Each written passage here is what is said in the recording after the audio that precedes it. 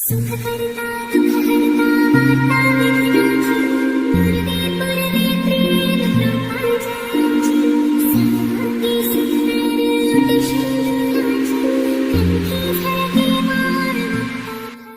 जय माता दी। आप सभी का आपके अपने चैनल एस्ट्रो फ्रेंड अंशु में स्वागत है। मैं डॉक्टर अंशु गुप्ता आज के इस वीडियो में आपको बताने जा रही हूँ, जैसा कि आप देख रहे हैं कि आई फ्लू बहुत फैला है, तो मेडिकल एस्ट्रोलॉजी के अकॉर्डिंग ऐसे कौन से प्लैनेट हैं जिसके कारण आँखों की समस्याएं हो रही हैं, कौन सा ग्रह है जो हमें आँखों में तकलीफ़ें देता है, किस ग्रह के कारण आँखों से संबंधित परेशानियां उत्पन्न होती हैं। तो जानने के लिए वीडियो को अंत तक ज़रूर देखिएगा, क्योंकि ये वीडियो आपके लिए बहुत ही महत्वपूर्ण साबित होने वाला है।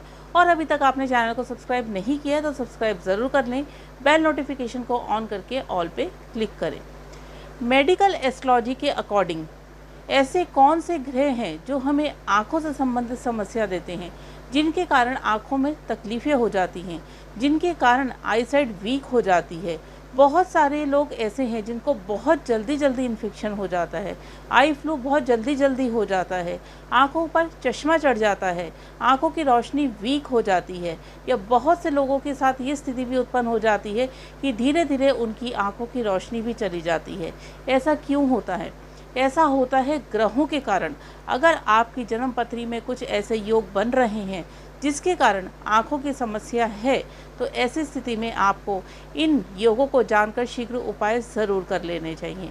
कौन से हैं वो योग?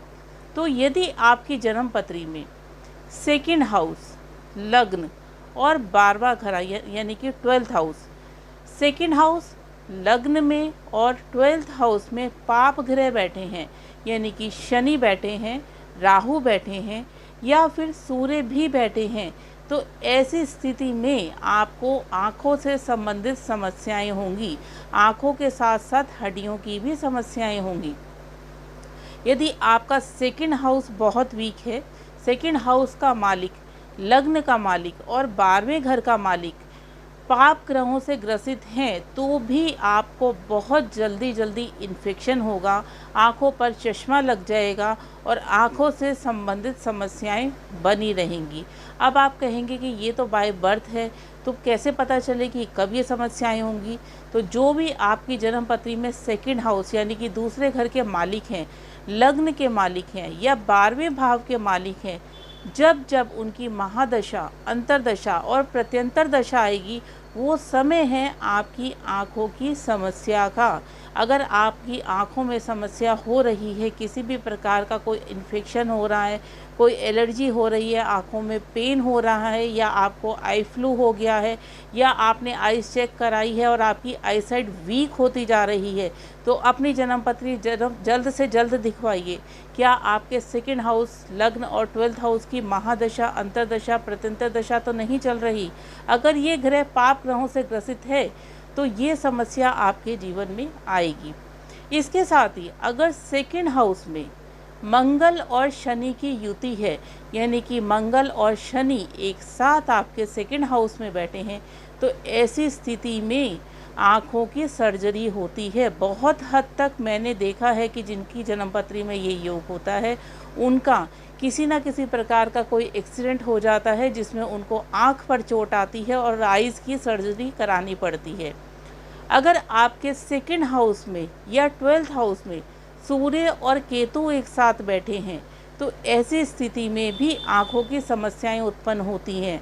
आँखों में समस्याएं आएंगी, आँखों में पेन होगा, आईसाइट वीक होनी शुरू हो जाएगी और ऐसे लोगों को चश्मा ज़रूर लगा होता है। तो अगर आपकी जन्म पत्री में भी ये योग हैं, तो शीघ्र अपनी जन्म पत्री का विश्लेषण करा के उपाय शुरू करिए। अगर आपकी जन्म पत्री में शुक्र बहुत वीक है, शुक्र वीक है या शुक्र अस्त है, तो ऐसी स्थिति में भी आईसाइट बहुत वीक हो जाती है और ज़्यादातर एक आँख की रोशनी बहुत हद तक कमज़ोर हो जाती है या फिर एक आँख की रोशनी चली जाती है। तो अगर आपका भी शुक्र बहुत कमज़ोर है, अस्त है, तो ऐसी स्थिति में शीघ्र जन्म पत्री को दिखाकर आपको उपाय कर लेने चाहिए। आँखों के कारक ग्रह सूर्य और चंद्रमा है। यदि आपकी जन्म पत्री में सूर्य और चंद्रमा 12वें घर में बैठे हैं, तो भी आपको आँखों की समस्या बनी रहेगी। बहुत जल्दी आपको इन्फेक्शन हो जाएगा। जैसे ही मौसम चेंज होगा आपकी आइज़ में इन्फेक्शन हो जाएगा, एलर्जी हो जाएगी, पेन हो जाएगा। तो जिन जिन लोगों को आई फ्लू हुआ है वो एक बार अपनी जन्मपत्री देखिए, क्या इस प्रकार के कोई योग आपकी जन्मपत्री में है।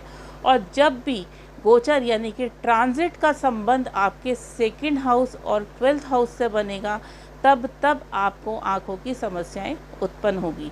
तो अब ये तो योग हुए कि ये योग आपकी जन्मपत्री में बने तो आँखों की समस्या उत्पन्न हुई। तो ऐसी स्थिति में आप उपाय क्या कर सकते हैं? आपको सूर्य को जल देना है। रोज़ सुबह 5 बजे से 7 बजे के बीच में सूर्य को जल देंगे। कॉपर के लोटे में जल भर के रोली, चावल, चीनी, लाल पुष्प डालकर ओम गृणी सूर्याय नमः बोलते हुए सूर्य को जल देंगे। रोज़ 15 मिनट सुबह 5 से 7 के बीच में आपने सूर्य की रोशनी में बैठना है। रोज़ आपने आदित्य हृदय स्तोत्र का पाठ या तो पढ़ना है, और अगर आपके पास समय नहीं है या आप उसको ठीक से प्रोनाउंस नहीं कर पा रहे हैं तो आपको सुनना ज़रूर है। अपनी जन्मपत्री का एक बार विश्लेषण कराइए। अगर सूर्य आपका अच्छी स्थिति में है और कमज़ोर है तो आपको रूबी यानी कि माणिक भी ज़रूर पहनना चाहिए।